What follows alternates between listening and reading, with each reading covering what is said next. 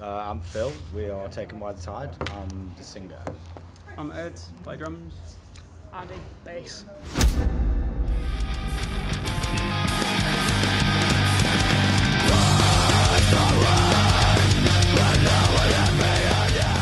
Thank you very much for the chance to speak with you guys. Really do appreciate it and coming down.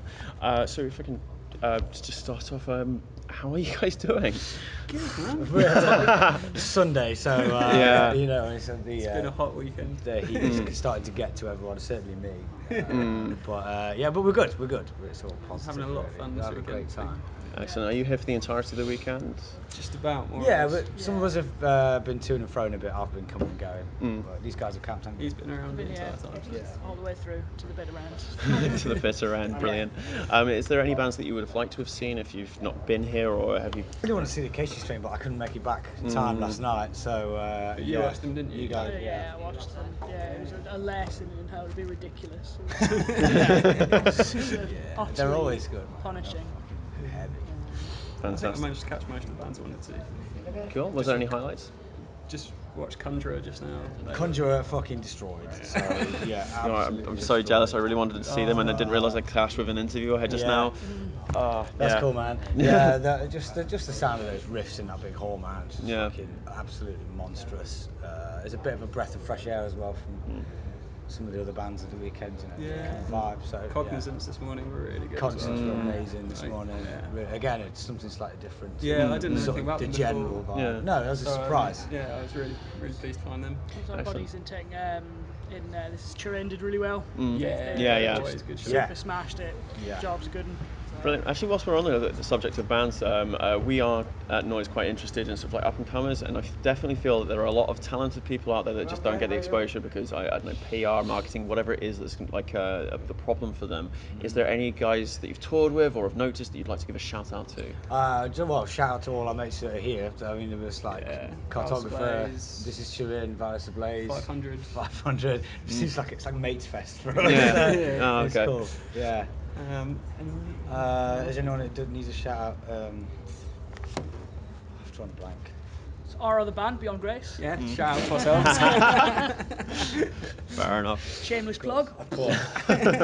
They do need the exposure, don't they? We need more than that. Young priest and an old priest. Fair enough. Have you done TechFest before then? No.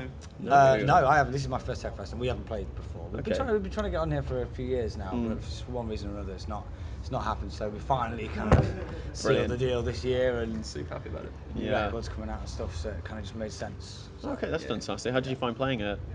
awesome. Yeah, Really good. Really good. Yeah, had a great time. It's really well run. Everything was really clear. Everyone Yep. knew exactly where we needed to be, when we needed to be there, and nothing was too much trouble for the Yeah, kind of the that's text. cool. So it was really just Fantastic. a smooth process, which is what you want. Because when you don't play stuff like this that often, Yeah. it can get a bit.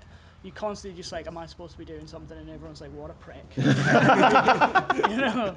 So Fair enough. Say that anyway. yeah, that's it. That wasn't too much like that. Cool. Cool. It's extremely well run. Yeah. My only complaint is the heat, but there's nothing anyway. Oh, yeah, no, It's just because it's not a gig room, man. Like, Yeah, no, it is too hot. not just playing, but just standing around as well. Like, Yeah. it's When you're sweating painful. standing still, and then you're like, oh good, now I have to play drums. Yeah. Yeah, Yeah, no, it that's must have been like nearly definitely a 40 point. degrees or something, like well over 30.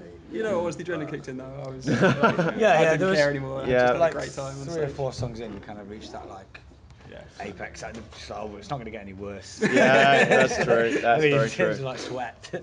Yeah. Have you ever come to TechFest actually? You say it's sort of like a very sort of like family orientated kind of like festival, and you know so many people here. Have you come as a guest before? I've been, a couple of years back. I came when Sixth played when they kind of first reunited because I saw they were playing, didn't know if it was going to be like a big thing, so Cool. really had to do I it came again. last year with New Total Strings Okay. to catch up with a few bands, drop some strings off. So yeah, it's just really nice. You're right. There's a good vibe about it. Where some other festivals it kind of feels slightly standoffish. Whether Yeah. you're a band or you're just someone attending, it's got a different vibe. Whereas this is everybody's just hanging out. There's no animosity, no trouble. Everyone's just having a nice time. So it's really refreshing. And I think a lot of bands have said that, certainly on stage and things. I don't know, that is certainly true. But no, it's good that you guys have actually finally been able to sort of like play it and see it from that angle as well.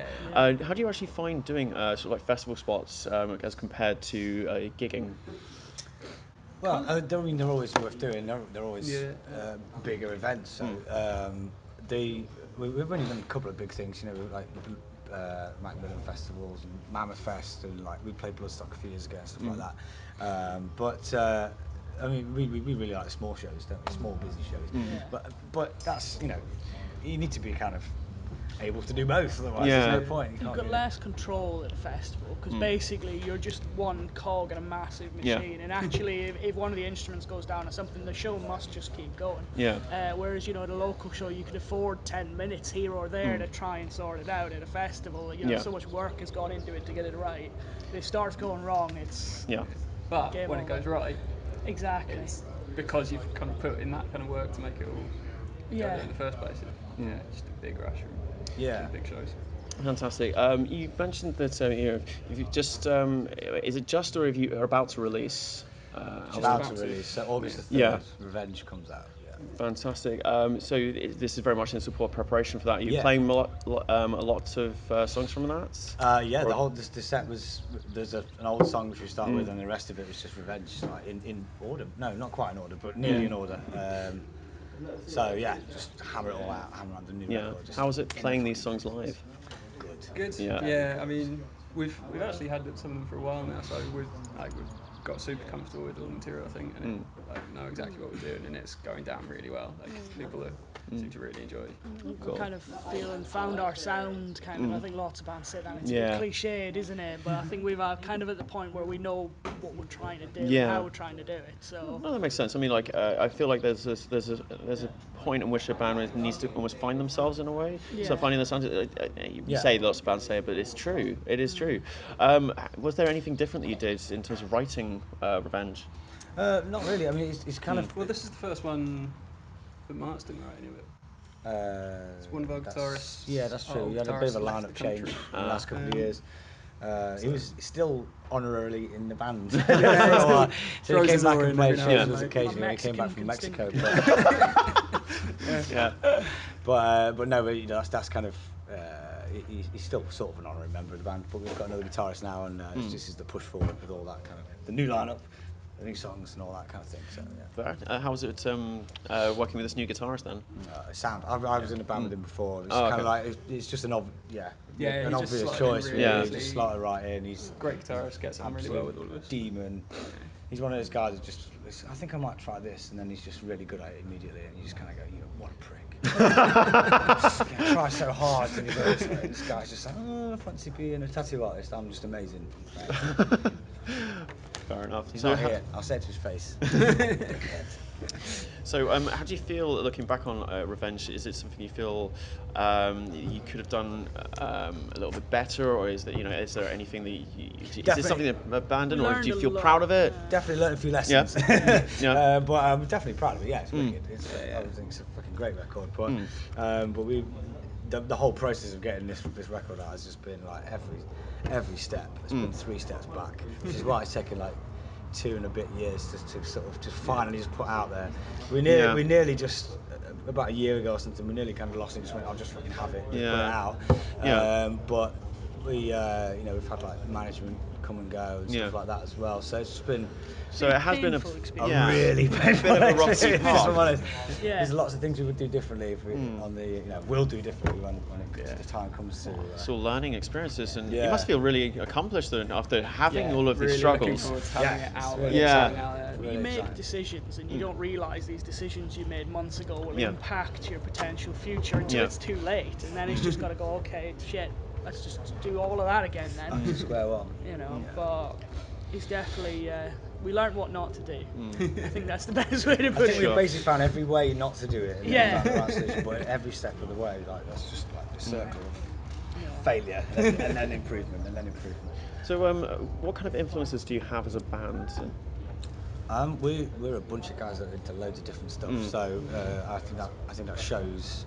It's always a bit of a difficult question to answer because we'll all give different answers. I mean, it's obviously it's kind of technical metal, but it's we want it to have a sort of a tangible edge to it rather than with something with a bit of, I don't want to say balls behind it, but visceral kind of approach to it that we I think we all agree doesn't appear as often as it should in that sort of music. So that's kind of why we try and fill that gap.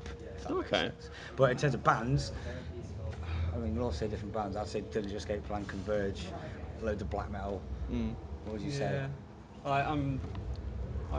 As Andrew was saying, we play in a death metal band as well, so I listen to a lot of that kind of stuff, some proggier stuff as well. So I think we all come from kind of different places to get in this band, which is really good because it. Yeah, I mean, my record collection's like Phil Collins to Mayhem, you know. Whatever. Just giving me the idea of Phil Collins covering Mayhem. That'll be hilarious. Sorry, or go on. Oh, vice versa. Yeah.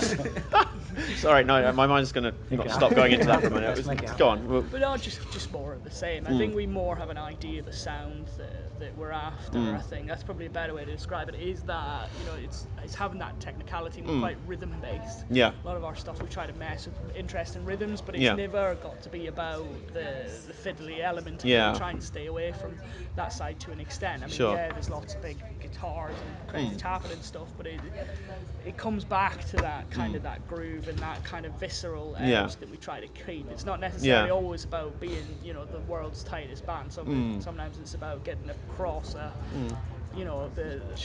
feel of it, maybe. I think it's very interesting in terms of like inspirations and everything. You've mentioned the idea that you're wanting to be visceral and you wanted to kind of play this, that kind of like inspirations. Because most people will just talk about bands and everything, and that's just as applicable. But I do think that's a good response, really. Yeah, thanks.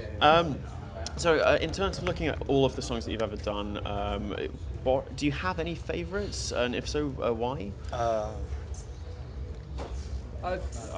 The new stuff, I mean, I'd answer, but really, the new happy stuff, because the new stuff. It's the stuff you're most happy with. It's the most recent. So just anything off Revenge, really. I mean, the new single Moloch is we chose that to put out first because it's like represents what it's about. And the next single as well, which should be coming out. That's called The Organs Are Mine. That'll come out in a couple of months too. That might be but they're two very different songs actually. But they're between those two songs, I think that's probably our best material. Okay, so is it in a sense that you feel it best represents where you are at the moment then? Yeah, definitely. Okay. But that would be the answer. Fantastic. I didn't mean to put words in your mouth or anything like that, but No, I'm just agreeing with you. Yeah. Okay, fantastic. Well, I'm getting a little bit off topic, but there's been this idea that we've been throwing around quite a lot, and as it happened, it came from Mayhem. Okay. But the idea that if a band is to replace all of their members, are they still the same band? I mean, I've had conversations with people about this sort of thing before. I think it depends on, like you say, Mayhem's a good example, but it depends on what. If it's historically over like 20 years or whatever, the most well-known material and the most kind of the material that got the furthest and the best response, that is like the truest part of the band, if you see what I mean, in terms of the history. So I don't know. I think it depends what happens with the music, doesn't it? It depends where the music goes, doesn't it? It can become a For the record, parody. there are definitely not any wrong answers with this. It's all right. It's all interesting, the stuff that gets thrown into this. Think of another example, stuff like old dad rock bands like I don't know, like UFO or something. Like you've got like 4 or 5 different versions of the same thing. Like Wishbone Ash, aren't there? And it's hard to know like who's the most legit version of. At which point are you just a tribute band to yourself? I don't know. Hopefully, we don't ever turn into a techno band. What were you saying about parodies? Actually, I feel like I cut you off there. Sorry. No, it's all right. But I think that's the risk, isn't it? It becomes a parody or a tribute to something that was created before. And I think it depends what market you're aimed at as well. What are you actually doing? Are you just trying to kind of keep yourself on the circuit and putting yourself out as that, or are you trying to write new stuff? If you're writing new stuff, musical, like progression, but I mean, it comes to the point where we just, we just beating a dead horse. Kicking a dead horse, beating it, flogging it. That's it. Whatever it is you do to dead horses. Okay, fantastic. Well, I hope you enjoy the rest of the festivals, but really thank you so much for the time today. It's been lovely meeting, speaking with you guys. Yep. Thank you. Cheers. Cheers for your time. Cheers. Thanks.